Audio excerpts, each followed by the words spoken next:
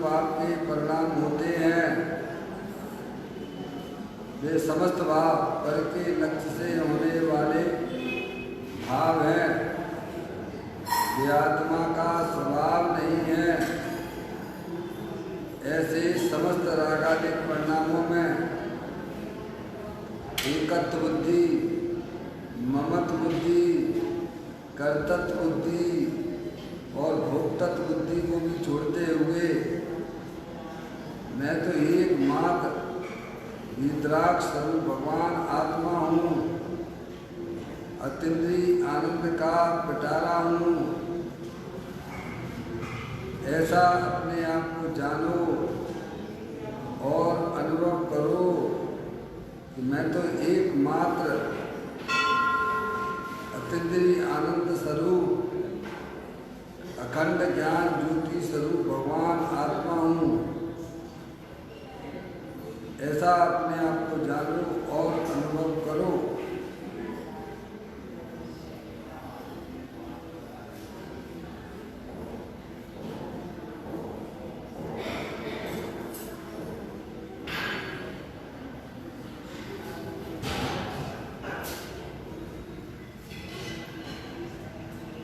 इसी प्रकार से संसार अवस्था में आत्मा की पर्याय में जो पर के लक्ष्य से होने वाला ज्ञान है, वह भी आत्मा का स्वभाव नहीं है। ऐसे खंड खंड ज्ञान में भी सम्यक विज्ञान उत्पन्न करते हुए मेरा भगवान आत्मा सदा काल अखंड ज्ञान ज्योति स्वरूप वाला है। इस प्रकार से जानो मेरा भगवान आत्मा शरीर रागादिक परिणतियों से भी भिन्न, रागादिक परिणामों से भी भिन्न, खंड खंड ज्ञान की पर्याय से भी भिन्न, मैं तो पूर्ण निराकुरता स्वरूप वाला भगवान आत्मा हूँ, अखंड ज्ञान ज्योति स्वरूप हूँ। ऐसा अपने आप को जानो और अनुभव करो।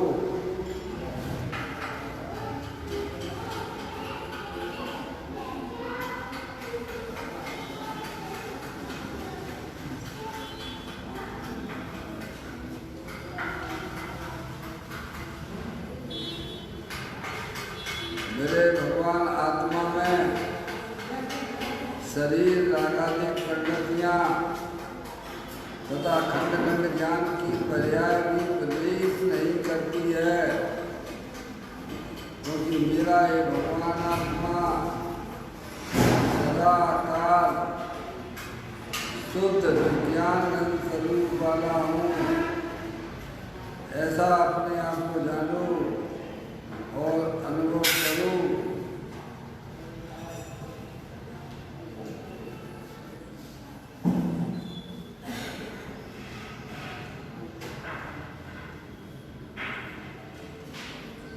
इस प्रकार से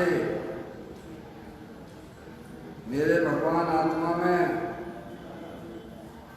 अतीन्द्रिय आनंद के अलावा पूर्ण निराकुरता स्वरूप वाला अखंड ज्ञान ज्योति स्वरूप वाला तीनों काल विद्यमान वस्तु है। ऐसा अपने आप को जानो और अनुभव करो।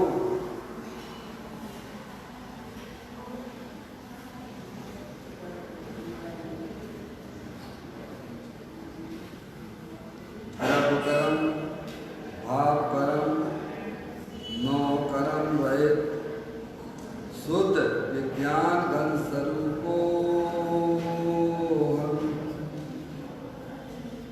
मेरा ये भगवान आत्मा सदा काल ज्ञानावर्णादि द्रव्य कर्म मोरादि भाव कर्म शरीर आदि नौ कर्म इनसे भिन्न निराला, मैं तो अखंड ज्ञान ज्योति स्वरूप हूँ, शुद्ध विज्ञान घन स्वरूप हूँ, सिद्ध की सामर्थ्य वाला हूँ।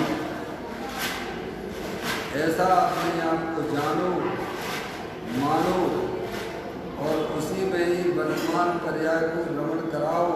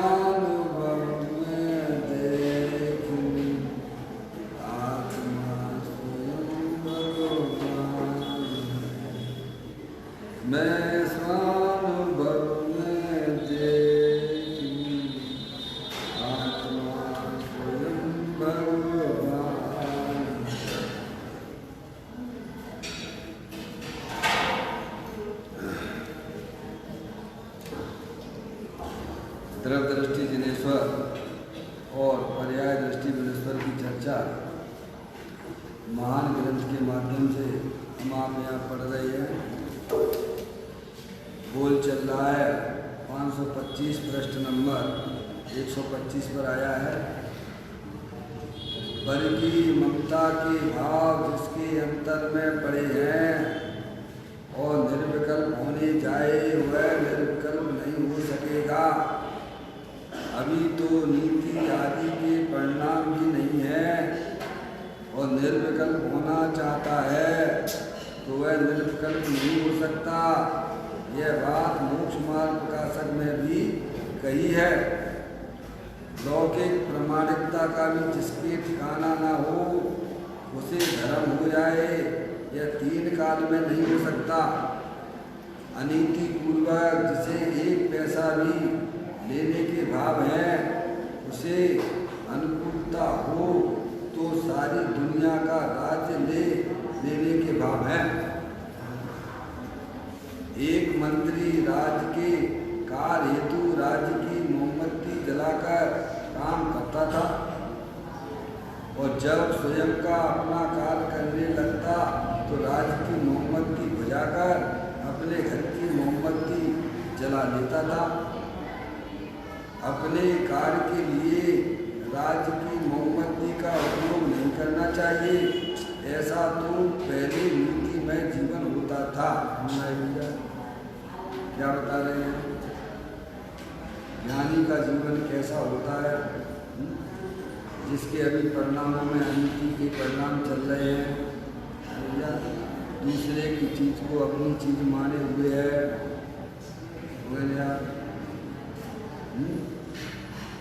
दूसरे की चीज को अपनी जानना अपनी मानना इसे ही तो अनीति कहते हैं ना। आई बड़ी समझ में क्या कह रहे हैं यहाँ पर? देखो, पर की ममता के भाव जिसके अंतर में पड़े हैं वह और निर्विकल्प होने जाए वह निर्विकल्प नहीं हो सकेगा। निर्विकल्प यानी अपनी आत्मा का आनंद। निर्विकल्पता का मतलब क्या है? निर्विकल्पता का मतलब क्या है? अद्वितीय आनंद की प्राप्ति होना। क्योंकि अंदर में तो उसके परिणाम पर के साथ संबंध बनाने के चल रहे हैं। अब उससे कहा जाए कि तुम शांति से बैठ जाओ, जितने भी जड़ चेतन पदार्थ हैं उनसे उसने अपना संबंध जोड़ के रखा है। इसीलिए वह आत्मा कभी भी अत्यंत आनंद को प्राप्त नहीं करेगा जब तक पर पदार्थ पर रूप से भाषित न हो।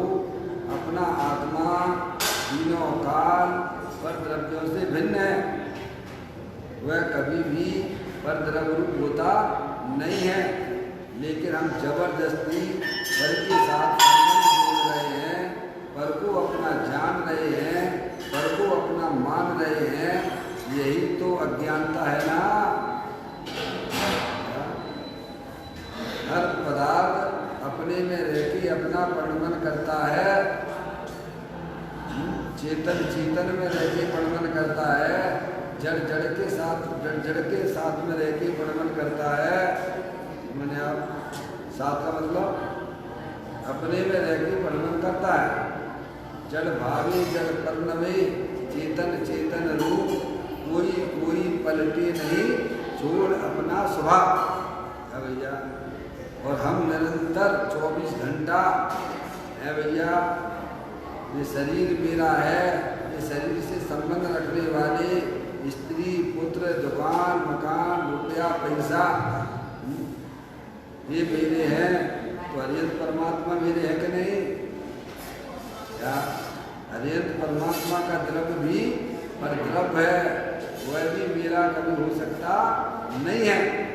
समझे आप? जब अरिहंत भगवान का द्रव्य भी मेरा नहीं हो सकता है, सिद्ध भगवान का नहीं हो सकता है, तो ये सोचना चाहिए कि स्त्री दुकान मकान रुपया पैसा वह मेरा कैसे हो पाएगा। 24 घंटे हम अपने पदार्थों को अपना मानते चले आ रहे हैं। अनादिकाल हो गया भैया, अनंत काल निकल चुका है। जिस शरीर में जाते हैं उस शरीर को ही अपना जानते हैं मानते हैं, तो हो गया क्या? हुआ क्या? अरे हो जाता तो अपने साथ में होता ना। कितने शरीर बदले, कब से हो भाई? और उनको आपने अपना जाना था कि नहीं माना था?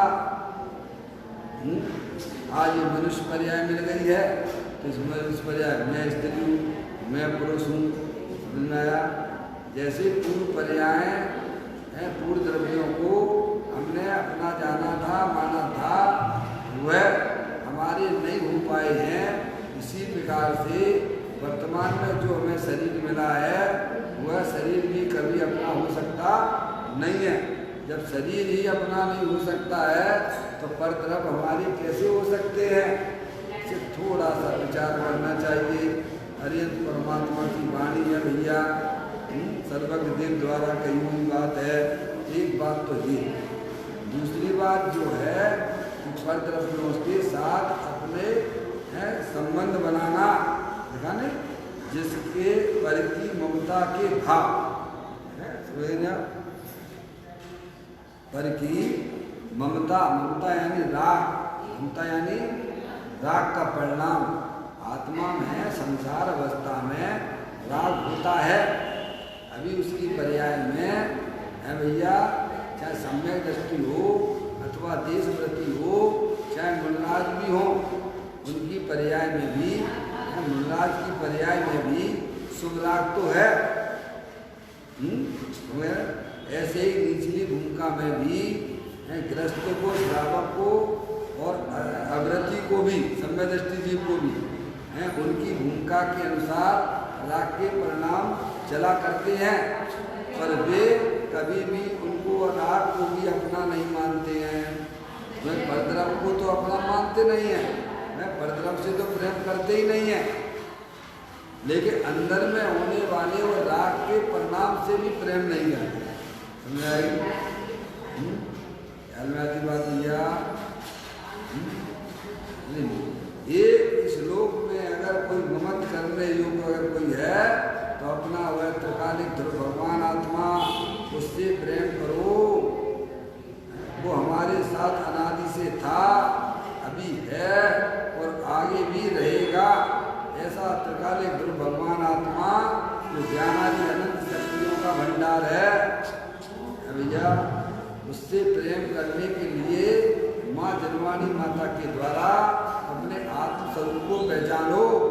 इस विश्व में अगर कोई सर्वोत्कृष्ट पदार्थ है तो वह मेरा भगवान आत्मा है, जिसका सेवन अत्यंत सिद्ध परमात्मा मुनराज भी करते हैं।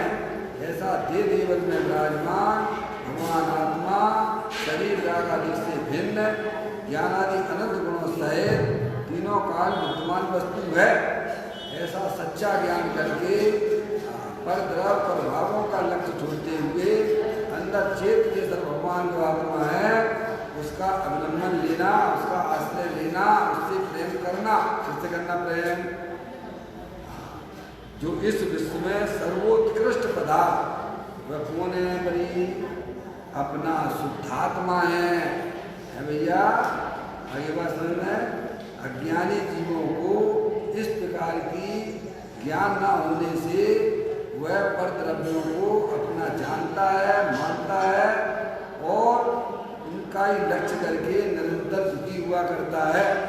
इसीलिए ज्ञानी हमें यह समझाते हैं कि पर की ममता के भाव जिसके अंदर में पड़े हुए हैं भैया, वह जीव कभी भी निर्विकल्प और निर्विकल्प होने जाए वह निर्विकल्प नहीं हो सकता है भैया, क्योंकि अंदर में चेतनी सर्वस्तु जो है वह निर्विकल्प ज्ञान आनंद स्वरूप विद्यमान वस्तु है।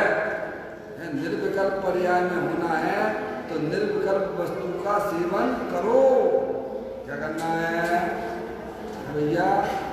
पर का लक्ष्य करने से तो पर्याय में विकल्प उत्पन्न होता है, निर्विकल्प वस्तु का लक्ष्य करने से पर्याय में निर्विकल्पता होती है।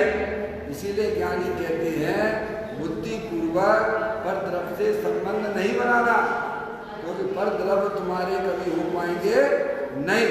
अगर तुम्हें पर्याय में सुख शांति चाहिए, निर्विकल्पता चाहिए तो अपने गायक गुरु परमात्मा का आश्रय लो, तो पर्याय में अतीन्द्रिय आनंद की प्राप्ति हो जाएगी। यही बात है।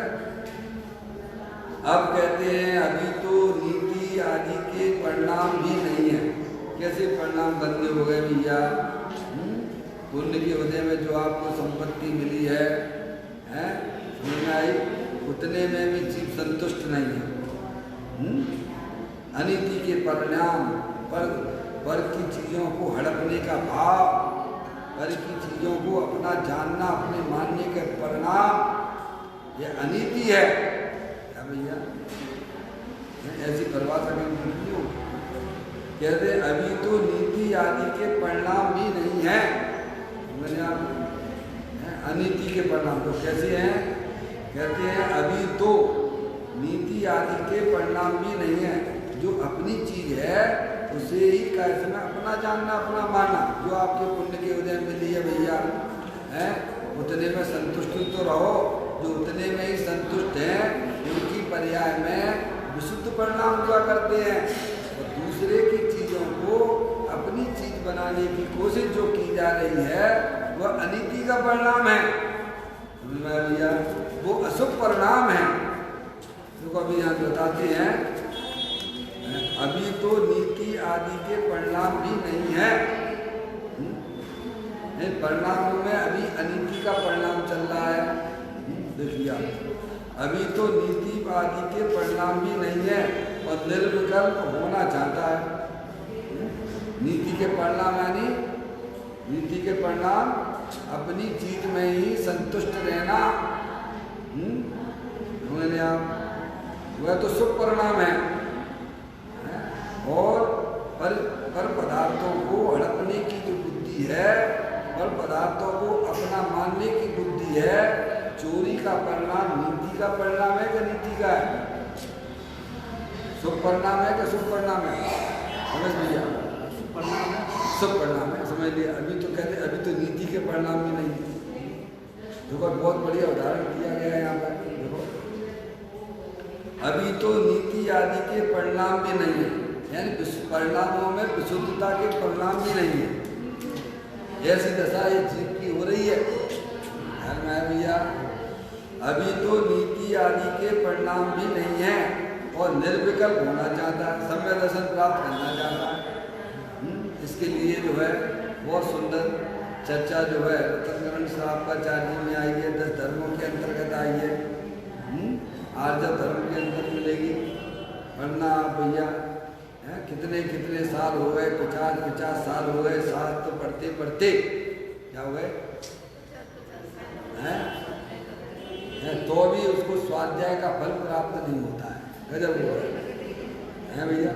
40, 50, 60 साल हो गए शास्त्र को पढ़ते पढ़ते सुनना है, लेकिन उसके जीवन में अनीति, अन्याय और अभक्ष का परिणाम बना होने से शास्त्र पठन का गुण जो है सम्यक दर्शन की प्राप्ति नहीं हुई है। ऐसा वहाँ भी लिखा हुआ शराबाचार्य ने, संबंधबद्ध आचार्य देव ने लिखा। क्या कितने साल हो गए भैया, अन्य लोगों की बातें तो छोड़ो, जो शास्त्र स्वाध्याय नहीं करते हैं भैया उनकी बातें तो छोड़ो, जो सत्य धर्म को है भैया अंगीकार करते हैं, पढ़ते हैं, समझते हैं, उनके परिणामों में भी अभी अनीति, अन्याय और अभक्ष का परिणाम चल रहा है। इसलिए शास्त्र क्या करेगा भाई है भैया। शास्त्र तो ये कहता भैया नीति से रहना, नीति से कमाना है। शास्त्र तो यही कहता है चोरी मत करना, हिंसा, झूठ, चोरी, किसी परिक्रिया नहीं करना भैया है, अभक्ष का सेवन नहीं करना। लेकिन हम उस पर नहीं चलना चाहते। क्या अभी तो कसाई की मन्नता के परिणाम भी नहीं है भैया। क्या भैया यहाँ पे रोज से रहते हैं, भगवान की पूजा करते हैं, भक्ति करते हैं और घर में जाकर लड़ाई झगड़ा करते हैं। तो क्या हुआ तुम्हारी पूजा से और क्या हुआ शास्त्र पढ़ने से? बताओ क्या किया? अरे शास्त्र पढ़ने का परिणाम है और भगवान की पूजा भक्ति का परिणाम तो कसाई की मंदता सहित होता है। अभी वो ही नहीं है, अभी तो अन्याय है। लाइट जल रही है, बिजली जल रही है भैया, 2 नंबर की बिजली जला रही है, ये क्या कौन सा परिणाम है? अनीति, चोरी का परिणाम है। क्या कह रहे भैया? चलने दो लाइट, क्या है अपन को कौन सा बिल भरना है? डायरेक्ट है ना, डायरेक्ट ही जाएगा नरक में भैया।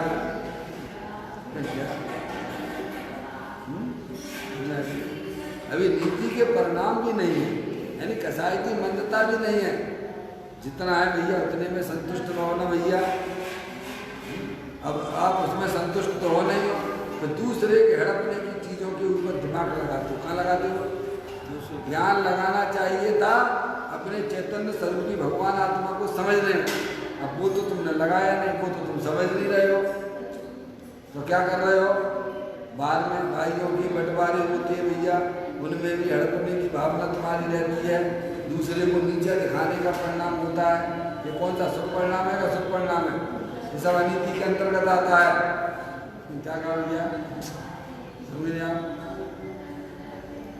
लाइट आपकी घर में भी जल रही है, पैसा भी भरते हो तो भी लाइट खुली हुई है, तो उसका तो हिंसा का पाप तो लगेगा ना। जितना प्रयोजन हो उतना उपयोग करो ना। अब आप ज़्यादा लाइट को जलाओगे और फिर पैसा उसमें भरोगे और फिर पैसा भरने के लिए कमाना भी तो पड़ेगा कि नहीं पड़ेगा? है भैया, समझ आई? बहुत सुंदर बात है भैया, ये समझने की बातें हैं।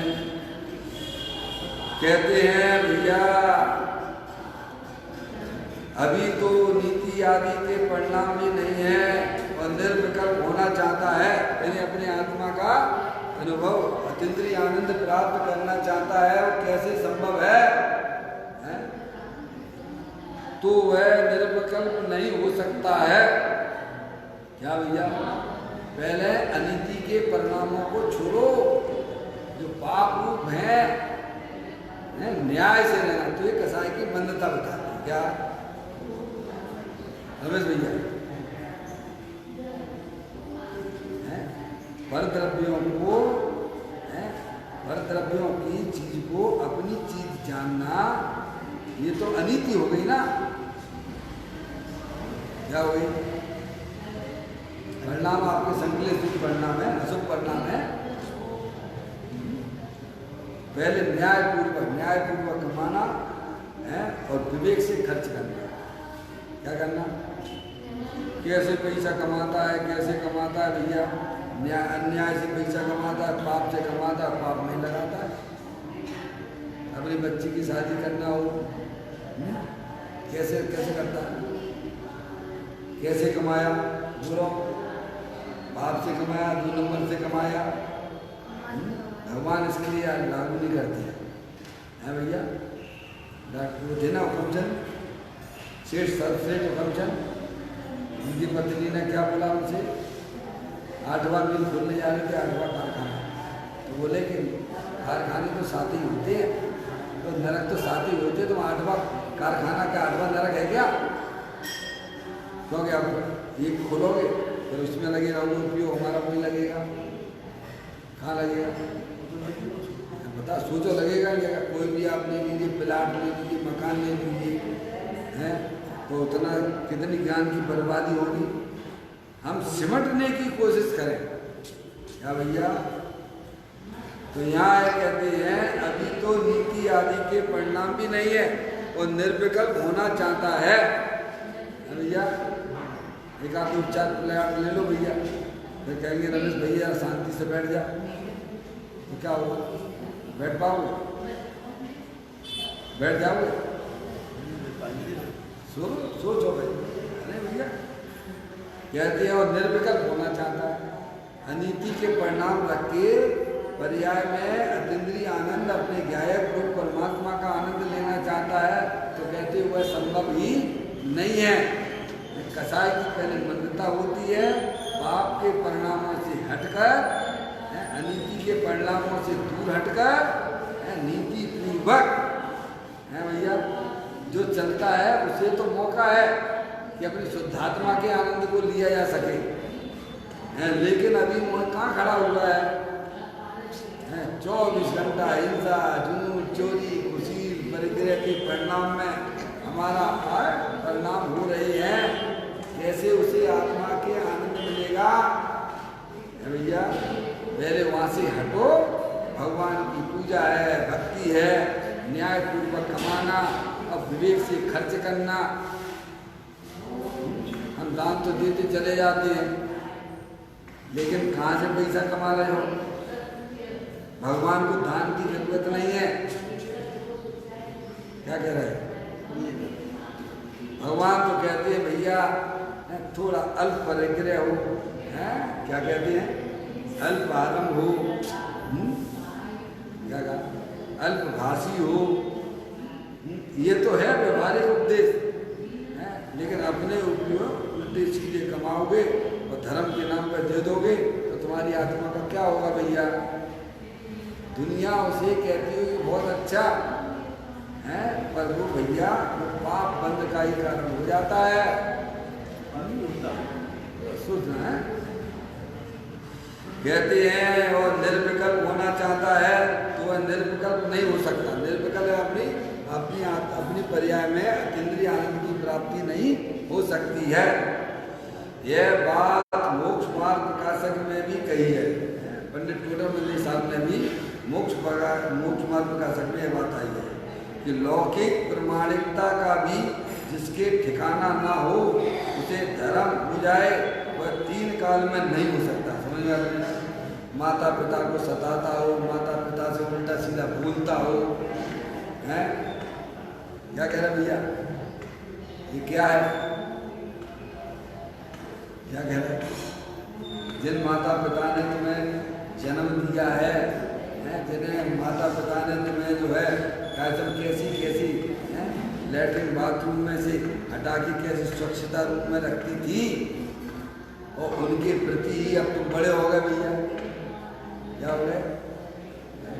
और फिर उन्हें छोड़ दिया। तो नीति है क्या? नीति है, अनीति है। सोचो भैया, समझ आया भैया? तो यहाँ कहते हैं कि लौकिक प्रमाणिकता का भी जिससे ठिकाना ना हो उससे धर्म बदनाम होता है। यार घर में जाके लड़ाई झगड़े करो, समझाओ, बैठा लो, न्याय से उनको व्यवस्थित तरीके से उनको बताओ, अज्ञानता हो जाती है। तो कहते हैं लौकिक प्रमाणिकता का भी जिसे ठिकाना ना हो, सभी ले लेना भैया। लाइट की चोरी करना आ गया ना भैया, है क्या करना? इनकम टैक्स की चोरी करना, ये भी है चोरी है क्या नहीं? बताइए, रात चोरी की गई है ना। लौकिक प्रमाणिकता का भी जिससे ठिकाना ना हो, देखो आपने जानते ही होंगे मुरैना के रहने वाले पंडित जी, मुरैना के थे ना वो, जिनने वो जो है पुस्तक लिखी है, जिनकी जो है वाइफ जो है गोपाल दास जी बरैया, जानते ना भैया। एक दिन सफर कर रहे थे वो, सुनो तो या गोपाल दास जी बरैया ही बात कर, ठीक है कि नहीं?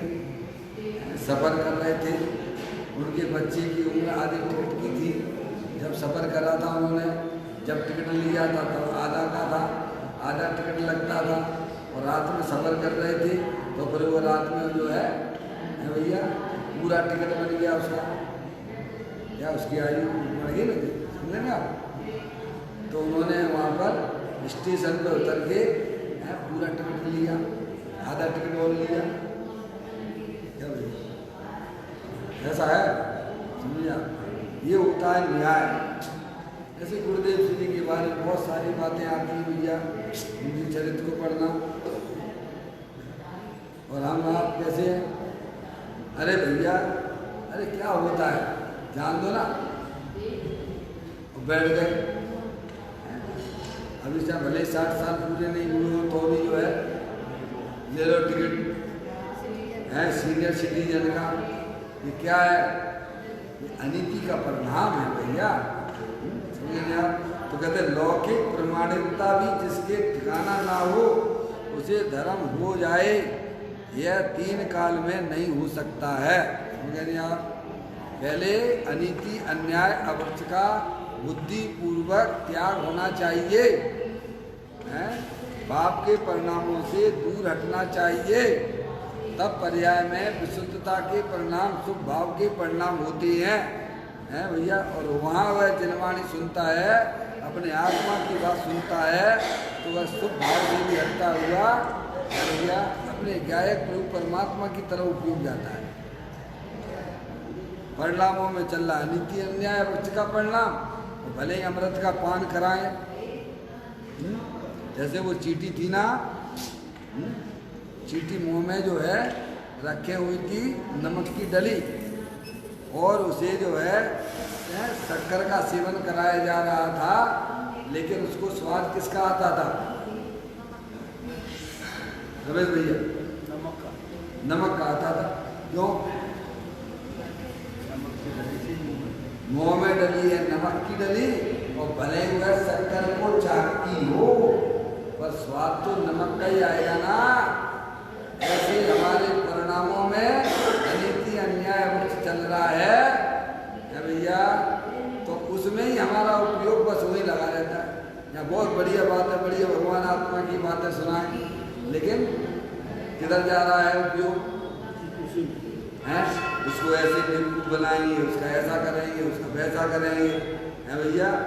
तो परिणाम तो चल रहे हैं तुम्हारे अनीति के, अन्याय के, अवक्ष के भैया। तो कहते हैं, और धर्म करना चाहता है, क्या कारण तो कहते हैं लौकिक प्रमाणिकता का भी जिसके ठिकाना ना हो उसे धर्म हो जाए, वह 3 काल में नहीं हो सकता है भैया। मुकदमा चल रहा है, केस चल रहा है आपका, जबकि सामने वाला सही है, तो भी हमने उसमें जमीन पर कब्जा कर रखा है भैया, उसकी जमीन पर, उसकी जायदाद पर। लेकिन अब बताओ कैसे परिणाम होते होंगे? जिसने कब्जा कर रखा हो, भैया, निरंतर संकलेश परिणाम, निरंतर दुखी, वह जीव कभी भी ऐसा में सुखी नहीं हो सकता है। उसके जीवन में सुख भाव भी प्राप्त नहीं होगा। समझिए, भले वह भगवान की खूब पूजा करता हो, भक्ति करता हो, कुछ भी करता हो, लेकिन अनीति अन्याय पक्ष में जिसकी परिणति जा रही है, वह जीव सुख परिणाम को प्राप्त तो करता ही नहीं है। धर्म तो बहुत ऊंची बात हो गई, ख्याल में आई बात। उन्होंने कहा कि नहीं, पंडित टोडरमल जी साहब ने 6वें अध्याय के अंत में कहा है, ओ देव सात गुरु तो सर्वोत्कृष्ट पदार्थ हैं, इनके आश्रय से धर्म होता है। और इनमें शिथिलता रखोगे तो अन्य धर्म यानी पुण्य भी नहीं होगा। समझ में आया भैया? इसीलिए देव सात गुरु का पक्का निर्णय करना, वो कहाँ से होगा? कहाँ से होगा भैया? जिनवाणी माता कराती है। समझ में आया भैया? वो अपने पक्के, जब तक ज्ञानकारी नहीं करोगे तब तक हमारी ज्ञान में वह कैसे आएगा रुचि? पहले जानकारी तो करो कि देव सात गुरु का वास्तविक स्वरूप क्या होता है, पर हमें टाइम नहीं है, बस ऐसे मूर्ख बने घूम रहा है। देखिए यहाँ कहते हैं, क्या कहते हैं, लौकिक प्रमाणिकता का भी जिसे ठिकाना ना हो उसे धर्म हो जाए, वह 3 काल में हो नहीं सकता है। भैया 3 काल में नहीं हो सकता है, ना भूत में और ना वर्तमान में और ना आगे होगा।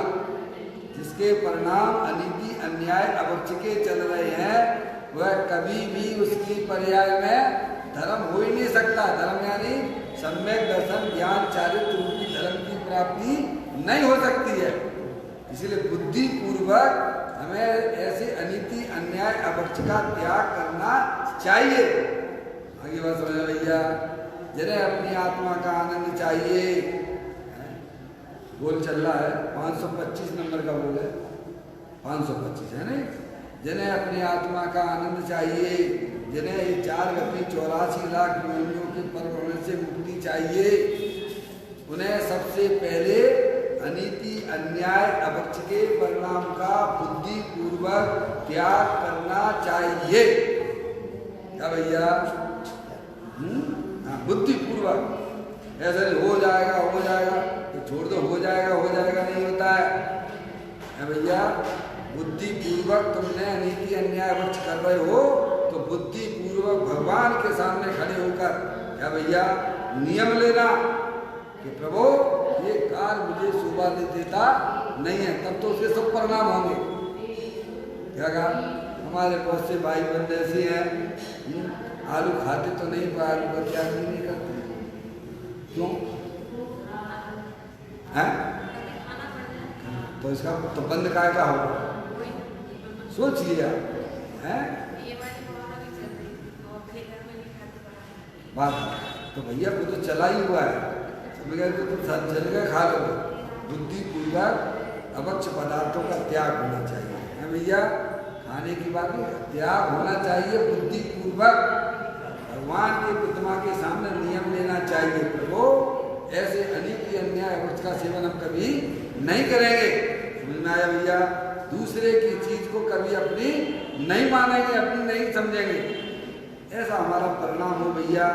पहले शुभ परिणाम हो, अशुभ परिणाम से निवृत्ति हो, तब शुभ परिणाम होते हैं, तब उसे अपनी आत्मा भगवान आत्मा की बातें अच्छी लगती हैं, है भैया? परिणामों में दूसरे की चीजों को हड़पने का परिणाम चल रहा है भैया, उसे 3 काल में धर्म होने वाला नहीं है। उसकी आत्मा इस 4 गति 84 लाख में योनियों में धर्मणी करेगी। चाहे देखा देखी भगवान की कितनी भी भक्ति करता हो, कितनी भी पूजा करता हो, कितना भी स्वाध्याय करता हो। ऐसा तो लिखा है ना श्रावकाध्याय में, 40-50 साल हो गए शास्त्र पढ़ते पढ़ते, लेकिन परिणामों में अनीति अन्याय अवर्च का परिणाम चल रहा है भैया। शुभ भाव भी नहीं होता है, तो धर्म तो अपने भगवान आत्मा त्रिकाली भगवान आत्मा है, रत्नात्रय रूपी धर्म तुम्हारी पर्याय में कैसे होगा भाई, सोचो। है? कहते हैं भैया उसे धर्म हो जाए वह 3 काल में नहीं हो सकता है। अनीति पूर्वक जिसे 1 पैसा भी लेने का भाव है। क्या भैया बोलिया, कितनी प्रामाणिकता चाहिए। ऐसा बताते हैं श्रीमद राजचंद्र जी के पास में एक व्यक्ति है भैया, वो सामान रख के गया है और उसका भाव बढ़ गया। क्या हो गया? हाँ, और वो आया श्रीमद राजचंद्र जी के पास में, उन्होंने कहा ये लोग क्या कितनी कसाई की मंदता होती है। वो देखो आप बनारसी राज चीजें कीजिएगा, खुद ही उनके अपने घर का सामान दूसरे ठग के सिर पर रख दिया, ले आते। इतनी जब तक कसाई में मंदता नहीं है तो ये धर्म कहाँ टिकेगा? सोचने की बात है भैया। कहते हैं अनीति पूर्वक जिसे 1 पैसा भी लेने के भाव हैं, उसे अनुकूलता हो तो सारी दुनिया का राज लेने के भाव। क्या कहा? बाहर में भले कितनी भी अनुकूलता है लेकिन अनीति का परिणाम रखता है। परिति वस्तु को अपना जानने का जिसका परिणाम चल रहा है, हड़पने की बुद्धि, तो अनुकूलता करेगी क्या? भले एसी में बैठा हो लेकिन परिणाम गंदे रख रहा है। क्या कहा? बाहर में खूब अनुकूलता है लेकिन हमें हमारे परिणामों में अनीति के परिणाम चल रहे हैं भैया, तो शांति नहीं मिलने वाली है। वो एसी का काम करेगा कैसे? एसी तो शरीर को ठंडा करे तो करे, पर आत्मा को पर्याय को ठंडा नहीं कर सकती है। आत्मा की पर्याय को अगर शीतलता प्रदान करनी है तो अनीति अन्याय अवक्ष के परिणामों को सर्वप्रथम त्याग करो। शुभ भाव मंद कसाय परिणाम होते हैं और तत्पश्चात वह आत्मा आगे बढ़ता हुआ उन रागादिक परिणामों को भी पर जानता हुआ अपने गाय परमात्मा की तरफ बढ़ता है। भैया ये क्रम है अपनी आत्मा को प्राप्त करने का। पहले अशुभ भाव छोड़ो, परिणामों में शुभ परिणाम हो और उसके बाद तब उसमें देखो बढ़िया सा रत्नात्रय रूपी फल लगता है। अपनी आत्मा में सम्य दर्शन ज्ञान चारित्र रूपी ये क्रम है। समझे आप? कहते हैं अनीति पूर्वक जिसे 1 पैसा भी लेने के भाव है, उसे अनुकूलता हो तो सारी दुनिया का राज लेने के भाव है। भले कितना पड़ा तो भी हड़पने की। एक राजा है उसके बाद में खूब है भैया, तो भी राज दूसरे की हड़पने के लिए जाता है। मालूम है कि नहीं मालूम है? बाहर में सब अनुकूलता है। एक बार भिखारी को ही जो है पुरानी सिक्का मिला, पुराना नोट होता नहीं पहले, 2 नोट चलते थे वजनदार वाले धातु के, तो उसे मिल गया। तो उसने कहा भैया अभी क्या करूं? तो उन्होंने अपन से भी बड़ा कोई भिखारी होगा उसे देंगे। किसे देंगे? उसके परिणाम में क्या चल रहा है? मेरे से भी ज़्यादा किसी को जरूरतमंद होगा उसे ये नोट देंगे। तो वहाँ से एक राजा निकल रहा था दूसरे राजा पर क्या करने, चढ़ाई करने के लिए, जीतने के लिए उसको दूसरे के राज्य को।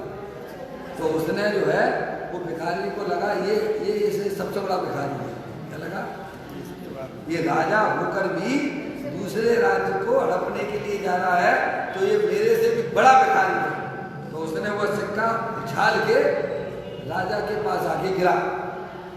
तो राजा ने कहा क्या भैया ये क्या किया तुमने? हमने जब ये पैसा मेरे को मिला था तो मैंने ये सोचा था कि मेरे से बड़ा कोई भिखारी होगा तो उसको मैं दूंगा। क्या भैया तुम मेरे को भिखारी कहते हो? क्यों भिखारी क्यों कहते हो? अरे इतना बड़ा राज्य है, राज्य के मालिक हो आप, समझ में आए?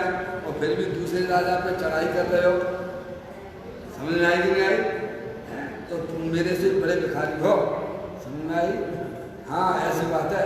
तो यहाँ इसी बात को कहा जा रहा है अनीति पूर्वक जिसे 1 पैसा भी लेने का भाव है, उसे अनुकूलता हो तो सारी दुनिया का राज लेने के भाव परिणाम उसके अंदर में चल रहा है। नीति का परिणाम चल रहा है ना, अपने राज्य में संतुष्ट नहीं है। समझे आप? तो उस पूरी दुनिया का राज लेने के उसके परिणाम चलते हैं। सम्राट अशोक का नाम सुना है? अशोक थे कौन थे? सिकंदर। सिकंदर था ना सम्राट, है? छोटी उम्र में ही उसका देह परिवर्तन हो गया। सिकंदर का नाम चलता था। कितने खजानों की चाबियां उसके हाथियों पर, ऊँटों पे चलती थी। आया बात समझ में? लेकिन अंत समय में वो क्या बोला है, भैया जगत के जीवों को है भैया मेरी मुट्ठी बंद नहीं कर रखना, मेरी एक अंतिम इच्छा है कि हाथ को खुला रखना है, जिससे लोग ये ना कहें कि सिकंदर जो है अपने साथ सब लेके गया। समझा भैया? हैं इतना इतना भैया जोड़ते चले जाते हो, बूंद बूंद करके जोड़ते हो और एक साथ छोड़ देते हो। अरे कोई आत्मा के साथ में जाती है क्या कोई वस्तु? ऐसा भैया सम्यक वेद ज्ञान जिनकी पर्याय में होता है उनके परिणाम विशुद्धता रूप तो स्वयं हो जाते हैं वस्तु स्वरूप का विचार करने पर। है भैया? अब देखिए आप छोटा सा बात और कही है यहाँ पर, इससे अपन को थोड़ा शिक्षा लेना चाहिए। एक मंत्री राज्य के कार्य हेतु राज्य की मोमबत्ती जलाकर काम करता था। है? राज्य का मंत्री है नहीं? एक मंत्री राज्य के कार्य हेतु राज्य की मोमबत्ती जलाकर काम करता था और जब स्वयं का अपना कार्य करने लगता तो राज्य की मोमबत्ती बुझाकर अपने घर की मोमबत्ती जला लेता था। बोलो, वो तो मंत्री था, राजा का मंत्री था, है नहीं भैया? अगली बात समझ में? जब अपना काम करना हो तो अपने घर की खुद की मोमबत्ती जला के काम करता था। बोलो कहाँ आज ये न्याय है भाई देखने को? हम तो भैया जैसे ऑफिस में जाते हैं, कंपनी में जाते हैं, है भैया, है वहाँ इंटरनेट चल रहा हो तो भैया ला भैया वाईफाई लगा दो। क्या कर रहा है? समझ आएगी नहीं? लाइट खुली पड़ी है, ऑफिस में तो खुली पड़ी है भैया? समझ नहीं आप? कितना मंदिर का, अरे मंदिर की लाइट जल रही है भैया, है तो उसको आप ही आपकी धरोहर है, समझ नहीं आप? इसको आपको बुद्धिपूर्वक उसे बंद करना चाहिए ना। ये हमें विकल्प नहीं आता क्योंकि मंदिर ही अपना नहीं लगता है ना। कहने के लिए तो मंदिर को अपना कहते हो, लेकिन इसका बिल्कुल मंदिर में भी तो चोरी की लाइट जलाई जाएगी। बोलो जलाई जाती है क्या? नहीं, समझे ना? तो बिल बनेगा ना। ऐसे हर चीज को किस प्रकार से समझना है नहीं? तो कहते जब अपना कार्य करने जाता है वह मंत्री तो अपनी स्वयं की मोमबत्ती, पहले तो मोमबत्ती थी, लाइट तो थी नहीं पहले जमाने में, समझे आप? राज्य का काम करता था तो राज्य की मोमबत्ती से काम करता था और उसे अपना काम करना होता है तो वो मोमबत्ती अपनी मोमबत्ती से काम करता था। इतनी अंदर में परिणामों की न्याय होता है। इतनी भी अगर हमारे अंदर विशुद्धता नहीं है तो समझना चाहिए वो अनिति का परिणाम है वो भैया। वो अनिति का परिणाम अगर आत्मा में होगा तो आत्मा में सुख होगा कि दुख होगा? बोलो भैया, समझिए। देखो कितने कितने कष्ट स्वयं नहीं ओढ़ रखे हैं। अगर न्याय पूर्वक भैया चलोगे तो हमारा वर्तमान में आत्मा कसाई की मान्यता लिए तो सुखरूप परिणमन करेगा ही करेगा, समझाए भैया। और तत्पश्चात जिन्हें देव परमात्मा की बात सुनेगा तो उसका कल्याण होने के मार्ग भी खुल जाते हैं भैया। अनीति वालों को ये बातें सब रुचि नहीं है, पहले नीति पूर्वक है भैया। ये कहते हैं अपना कार्य करने लगता तो राज्य की मोमबत्ती बुझाकर अपने घर की मोमबत्ती जला लेता था। अपने कार्य के लिए राज्य की मोमबत्ती का उपयोग नहीं करना चाहिए, ऐसा उसके अंदर में परिणाम था। ऐसा तो पहले नीतिमय जीवन होता था। पहले कितनी कसाई की मान्यता रहती थी भैया। देखो ना, एक में अगर जो है बड़े लोग अच्छा काम करते थे ना, आदिनाथ भगवान ने दीक्षा ली उन्होंने, तो उनके साथ कितने लोगों ने दीक्षा ले ली। पहले ऐसे परिणाम होते नहीं, बड़े लोग काम करते थे ना तो साथ में इतनी कसाई की मान्यता होती थी, उन्हें मालूम है कि ये जो है ऐसा बहुत बढ़िया काम कर रहे हैं। और आज की स्थिति कितनी होगी, परिणाम कितनी गंदिका आएगी। इस प्रकार से भैया ये 525वें नंबर का बोल अपन ने पूरा किया है। कल नए को अपने साथ में प्रारंभ करेंगे। अभी अपना समय हो गया। गाय सुमरण प्रति क्षण करो रे, भवि के अनंत दुख को पल में रोली, अक्षय अनंत निज सुख निदान पाओ, गाओ हरि निकैसी के गीत गाओ। नौवां मुखम